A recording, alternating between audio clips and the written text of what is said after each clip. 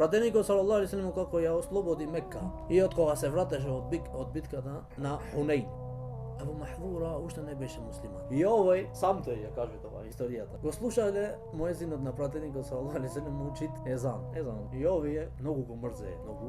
И бевме рече излезени во Хунейн, подалеку. Кога слушнавме езанот, почна рече да се шали, шегуваме со езанот и да викаме езан. Како што викаат муслиманите, рече и ни. Бевме 9 и сите викавме езан. Пратеникот салаллаху алейхи селем го слуша.